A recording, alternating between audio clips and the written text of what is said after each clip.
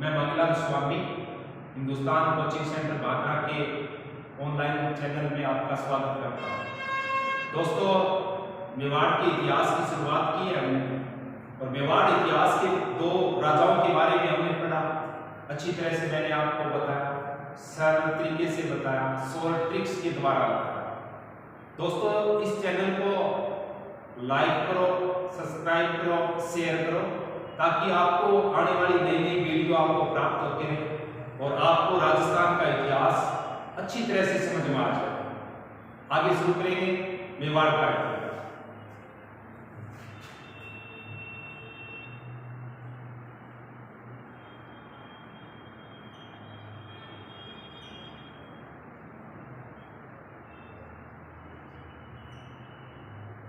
दोस्तों, इतना तो मैंने आपको पहले वीडियो में बताया था कि मेवाड़ में गोहिल वंशज का अधिकार था और गोहिल वंशज जिस प्रकार इसे साथ में कहा जाता है मेवाड़ का गोहिल वंश, मेवाड़ का गोहिल वंश।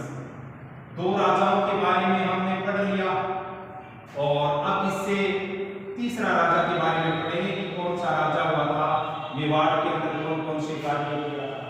आपको बढ़िया तरीके से बताऊंगा, मैं शॉर्ट ट्रिक्स के द्वारा बताऊंगा कौन कौन से आज तक इसमें भर्ती परीक्षाओं में इससे संबंधित कौन कौन से प्रश्न पूछे गए हैं, ये भी मैं आपको अच्छी तरह से बताऊंगा ताकि आपको विशेष रूप से पता चल जाए कि इसी तरह के प्रश्न मेवाड़ के इतिहास से पूछे जाते हैं। जिस प्रकार मैंने आपको बताया कि मेवाड़ प्रदेश जो राजस्थान का सबसे प्राचीन, राजस्थान का सबसे बड़ा राजवंश माना जाता है गोहिल, मेवाड़ का अधिकार। मेवाड़ में जो प्रथम शासक हुआ था उसका नाम था शिलादित्य। मेवाड़ का प्रथम राजा था शिलादित्य और शिलादित्य के बारे में मैंने आपको 3-4 लाइनें बताई थी कि शिलादित्य कौन था। तो शिलादित्य गोहिल वंश का प्रथम शासक था। ये गोहिल वंश का प्रथम शासक था शिलादित्य और इसकी पत्नी का नाम पुष्पावती था और पुष्पावती ने एक पुत्र को जन्म दिया था। पुष्पावती ने एक पुत्र को जन्म दिया था जिसका नाम इतिहास में गोहिलादित्य बताया गया है। गोहिलादित्य बताया गया है, यानी इसी तरह के प्रश्न परीक्षा में आ जाते हैं। मैंने वीडियो के पेपर में देखा था कि 2-3 प्रश्न इस प्रकार के आए हुए थे जो राजवंश का किसी राजा का प्रथम, दूसरा, तीसरा क्रम पूछ रहा था कि गोहिल वंश का प्रथम, दूसरा और तीसरा शासक निम्न में से कौन सा सही है। तो आपको ये भी याद रखना साथ में जरूरी है। तो गोहिल वंश का जो प्रथम शासक था उसका नाम शिलादित्य था और शिलादित्य की पत्नी का नाम पुष्पावती था और पुष्पावती ने एक पुत्र को जन्म दिया था जिसका नाम इतिहास में गोहिलादित्य बताया गया है।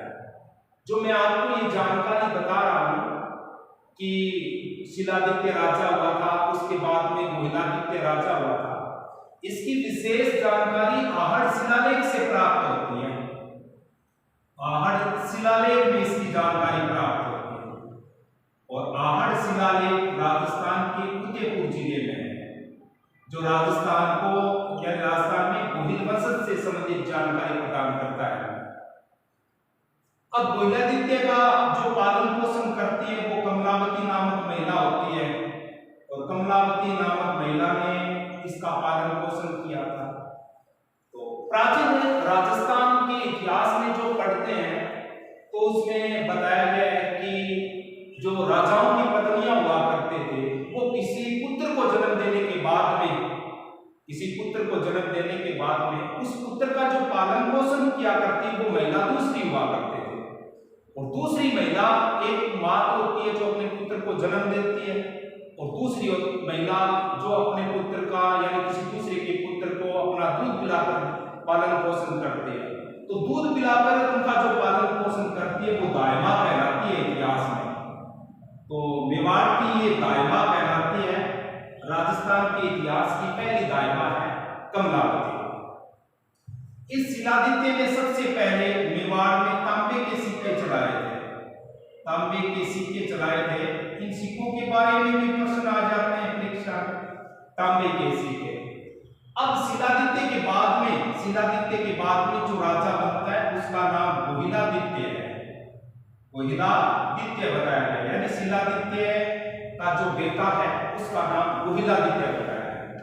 और इस गोहिलादित्य ने देखो 561 ईस्वी में, ये तो है आहड़ शिलालेख के अनुसार, आहड़ शिलालेख के अनुसार भी, आहड़ शिलालेख के अनुसार 561 ईस्वी में गोहिलादित्य ने गोहिलवंश की स्थापना की थी।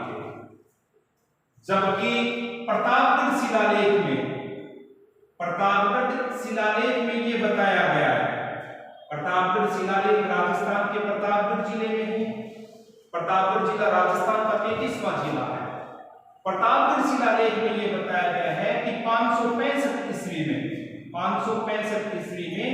गोहिलादित्य नामक व्यक्ति ने मेवाड़ में गोहिलवंश की स्थापना की थी, यानी मेवाड़ में गोहिलवंश। तो बड़ा महत्वपूर्ण पार्ट है, यहीं से प्रश्न उठना शुरू हो जाता है कि गोहिलवंश का संस्थापक किसे माना गया है। तो गोहिलवंश का जो संस्थापक माना गया है वो गोहिलादित्य है।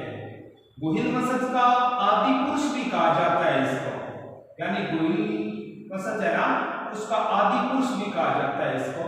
इसे गोहिलवंश का मूल पुरुष भी माना गया है। इसी तरह का परीक्षा में प्रश्न आ जाता है, यानी कभी चौहान वंश का संस्थापक पूछ लेता है तो वासुदेव चौहान को मान लिया जाता है।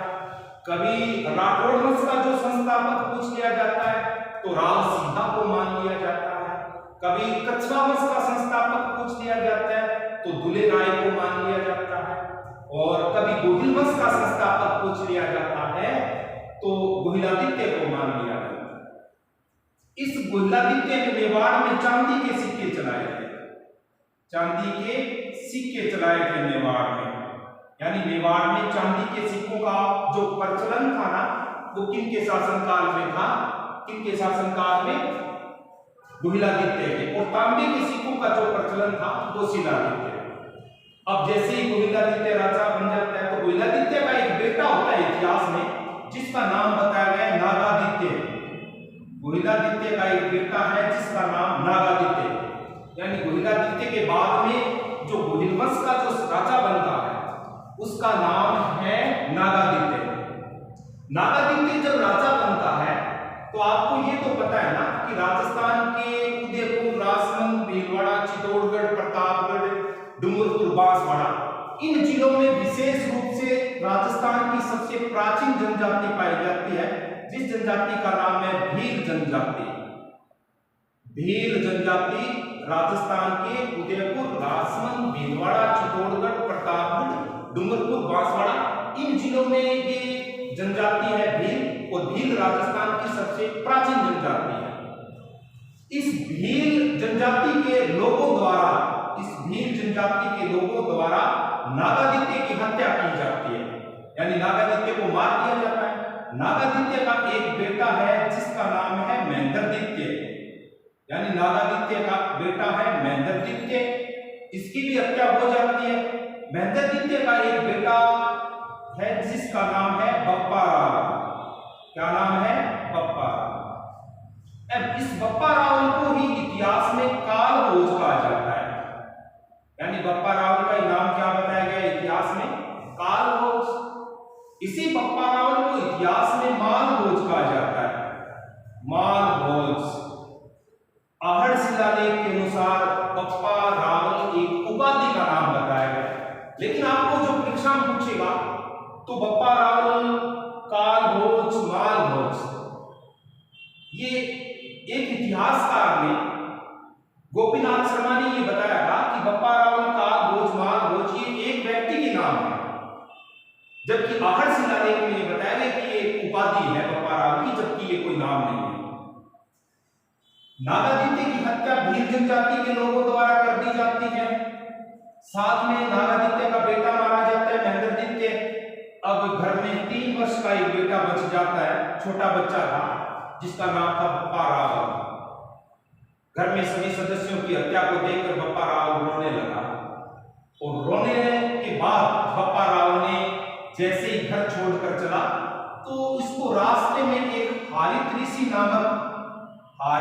नामक एक इसको साधु मिल जाता है। हारित ऋषि, हारित ऋषि उस बच्चे को उठाकर अपने दरबार में ले जाता है और हारित ऋषि ने बप्पा रावल का जो पालन पोषण किया था, बप्पा रावल का पालन पोषण किया था हारित ऋषि ने। बप्पा रावल के दरबार में हारित ऋषि गाय चराया करता था। इधर मेवाड़ पर अधिकार हुआ भीलों का अधिकार हुआ।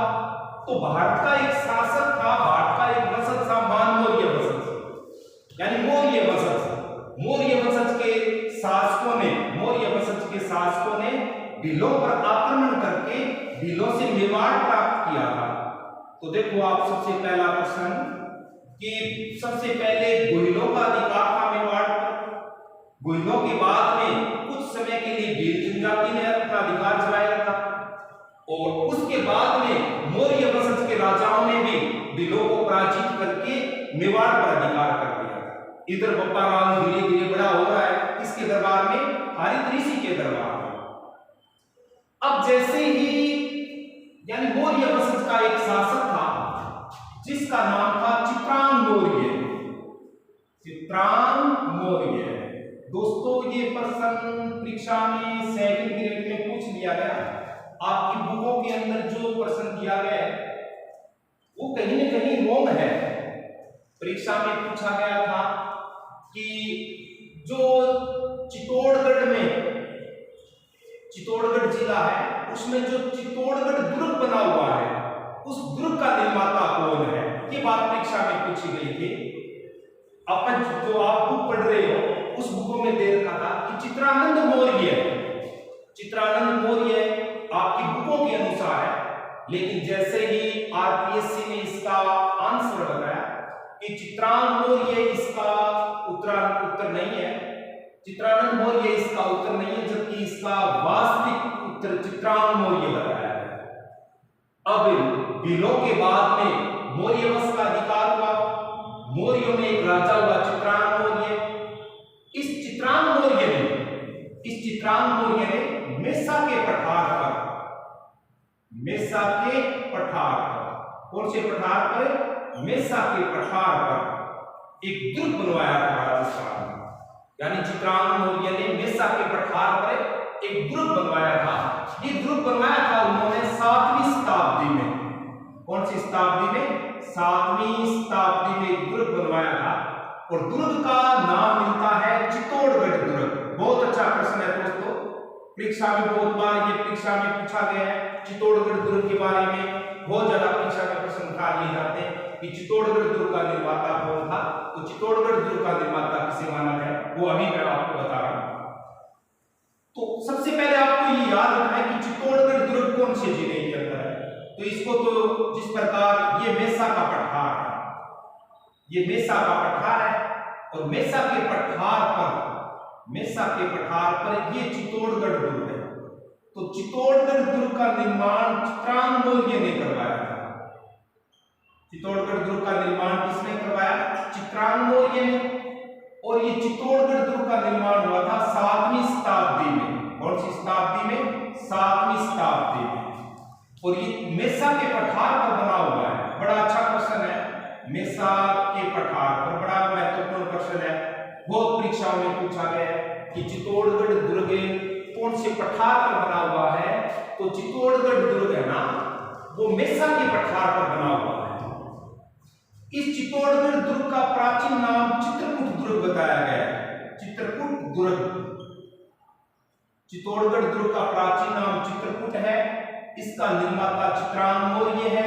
इसका निर्माण 7वीं शताब्दी में हुआ था और ये मेसा के पठार पर बना हुआ है। मेसा के पठार पर ये दुर्ग बना हुआ है। आगे देखना, इस दुर्ग में एक तो मीराबाई का मंदिर है। मीराबाई का मंदिर, अच्छा प्रश्न है ये, मीराबाई का मंदिर। मीराबाई का मंदिर है ना, वो चित्तौड़गढ़ में है, चित्तौड़गढ़ दुर्ग में बना हुआ है। दूसरा प्रश्न, सेकंड प्रश्न, मीराबाई का एक गुरु था जिसका नाम रेदास था। रेदास, तो मीराबाई का मंदिर भी इसी दुर्ग में। रेदास और मीराबाई की छतरी, यानी रेदास और मीराबाई की छतरी भी चित्तौड़गढ़ दुर्ग में है। इसके बाद में देखना आपको, इसी चित्तौड़गढ़ दुर्ग में गोरा और बादल महल है। गोरा और बादल महल, ये गोरा और बादल परीक्षा में पूछा गया है कि गोरा और बादल कौन थे। तो आरपीएससी ने इसका उत्तर बताया कि गोहिल वंश का एक राजा था रतन सिंह, और रतन सिंह के दो ये सैनिक थे, गोरा और बादल। ऊपर मैंने लिखा है कि इसी में पद्मिनी महल बना हुआ है, पद्मिनी महल, पद्मिनी महल। तो पद्मिनी महल राजस्थान के कौन से जिले में है? चित्तौड़गढ़ में। कौन से दुर्ग में है? चित्तौड़गढ़ दुर्ग में। और पद्मिनी, ये गोरा और बादल का रिश्ता पूछा गया था कि गोरा और बादल का आपस में रिश्ता क्या है। तो ये गोरा है ना, ये तो चाचा है, और ये बादल है ना, ये भतीजा है, यानी दोनों चाचा और भतीजा है। इसके बाद में सेकंड ग्रेड में फिर प्रश्न इसका उठ कर आया कि पद्मिनी के साथ गोरा और बादल का क्या रिश्ता था। तो पद्मिनी का जो चाचा है वो तो गोरा है, और पद्मिनी का भाई है जो बादल है, यानी बादल भाई है और पद्मिनी का चाचा है वो गोरा है। इसके बाद देखो, चित्तौड़गढ़ दुर्ग को राजस्थान का गौरव कहा जाता है। राजस्थान का गौरव इंपॉर्टेंट है ये कि राजस्थान का गौरव कौन सा दुर्ग है। तो राजस्थान का गौरव कौन सा दुर्ग है? चित्तौड़गढ़ दुर्ग है। इसके बाद में ये राजस्थान का गौरव तो है, साथ में इसका ये राजस्थान का सिरमौर दुर्ग है। राजस्थान का सिरमौर दुर्ग, तो राजस्थान का सिरमौर दुर्ग और राजस्थान का गौरव, ये चित्तौड़गढ़ दुर्ग को कहा जाता है। यानी राजस्थान का गौरव और राजस्थान का सिरमौर दुर्ग कौन सा है? चित्तौड़गढ़। अब इसी दुर्ग के अंदर वीर कल्ला राठौड़ की छतरियां हैं। वीर कल्ला राठौड़ की छतरियां, तो मीराबाई का मंदिर, रेदास और मीरा की छतरियां, वीर कल्ला राठौड़ की छतरियां, पद्मिनी महल। इसी में मेवाड़ के दो प्रसिद्ध सैनिक थे। मेवाड़ का एक गोहिल वंश का एक राजा हुआ था जिसका नाम था महाराणा उदय सिंह, और महाराणा उदय सिंह के दो प्रसिद्ध सैनिक थे। एक का नाम बताया गया है इतिहास में जयमल, और एक का नाम इतिहास में बताया गया है फत्ता सिसोदिया। जयमल और फत्ता सिसोदिया, दो नाम बताए गए इतिहास में। ठीक है, थैंक्स दोस्तों। आगे की क्लास आपको अगले वीडियो में मिल जाएगी। लाइक करना, सब्सक्राइब करना, शेयर करना, और भी अपने जो मित्र हैं उन्हीं को ये बताना कि लाइक करो, सब्सक्राइब करो, शेयर करो।